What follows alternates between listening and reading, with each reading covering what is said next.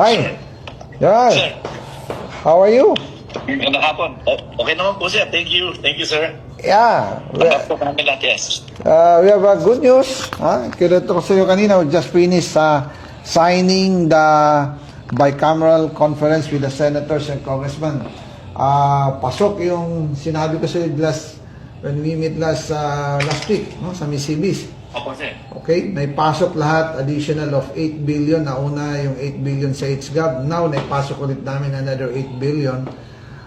That's 16 billion. So, total yung buong 350 pesos na... So, yeah. Can I take a video of you, sir? Sure. Okay. Yes, sir. I can show it to the staff, sir, as the personnel when I talk to them next on the 14th, on the Saturday, sir. Thank you. No Yes, sir. problem. Maganda yan malaman ng mga staff na we are taking care as per instruction by our speaker, instruction by the president.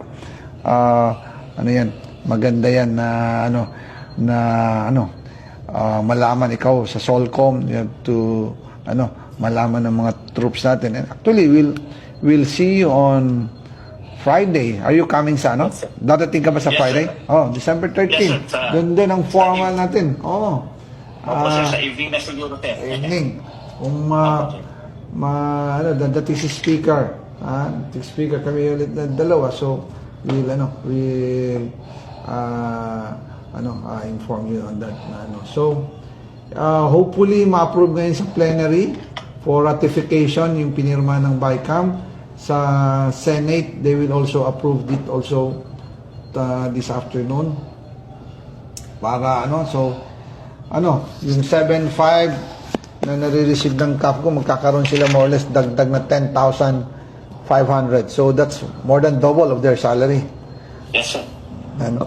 So, please, okay, na-inform din namin kanina si Chief Browner, but I want to inform you mismo diretso. Kasi tayo nag-usap ng sa Misibis and we announced it that na we'll make sure na an additional of 8 billion on the BICAM.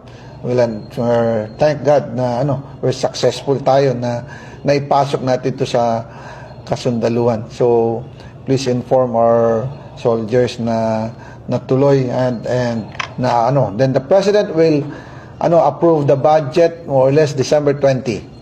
So once approved yan, starting next year, meron ng allocation ng ating mga kasundaluhan ng 350 pesos a day na subsistence allowance.